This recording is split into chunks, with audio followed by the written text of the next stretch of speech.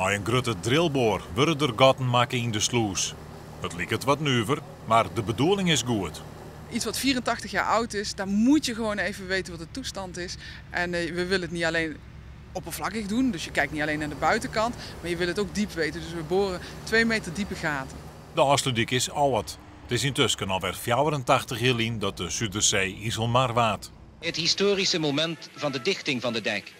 Toen kraan nummer 6 van de maatschappij tot uitvoering van Zuiderzeewerken met een paar grote happen het laatste gat afsloot.